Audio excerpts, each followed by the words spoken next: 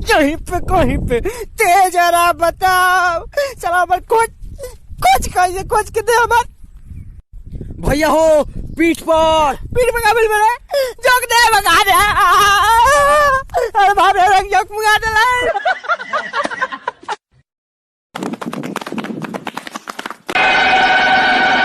तुम चारों तरफ से घिरे हुए हो। हे मैं भाग जाए ए साला हर जुरा सा भागने की कोशिश बेकार है। मारा तरसा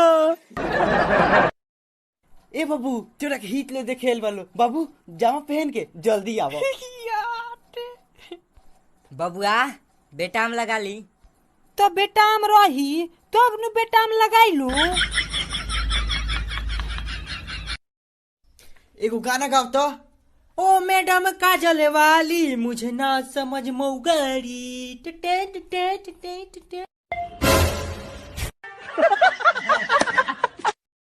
ओम नमः शिवाय। हे सुन प्रसादी ले ले साले प्रसादी ए भैया आवा खानी खाला हम कोई ना खाने गुल होके तो दे। भैया हो बगली में तो गुल नहीं खे लेकिन पैट में गुह आ गइल बा तनी अंगुरी से चाट लो।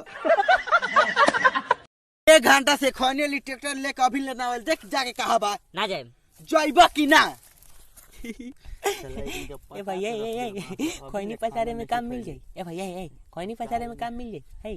हे हाँ मिल जाई केने गइल आवा है ने होय साला बड़ा मौगा बारी घोकड़ी में बुलावो तभी चलो चाचा एगो गाना गावल जाओ चल सखिया जे घरवा में रोतिया माई एकर मारावा में बाहों में आ जाओ सपनों में खो जाओ।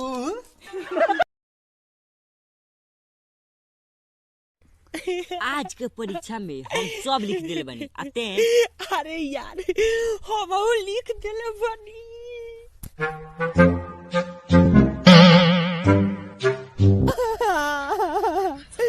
अरे भाइयों आज हमार मैथ के परीक्षा रहा हम लिख ले तो बहुत बनी बाकी हाँ बाकी एक को सवाल हमरा नहीं के समझ में आई। कहारी आओ तनी मैदान लागल बा कोस के चल कोही ना चल गेहूं काट। अरे आवत तनी कोस के मैदान लागल बाबे गेहूं काटे कि ना हम ना काटन जालो हमरा काम लागत। नो तोहरा दुआरा पर बाजत होई डीजे चिमी चिमी चिमी आजा तोहरा दुआरा पर बाजत होई डीजे होई दीवाना के कुर्ता लोरवे से भीजे। कहाँ रही तोरा हम करने मोटरसाइकिल लेके आए के तो लेके आवत रहनी है ना तो कहा बा तू ही नु कहला कि मोटरसाइकिल चौक में लगा के आई है तो जा मो चौक पर लगा के आइल बनी।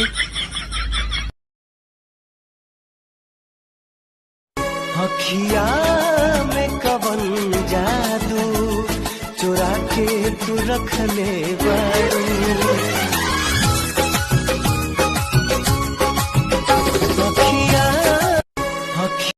नाराज हो हमसे?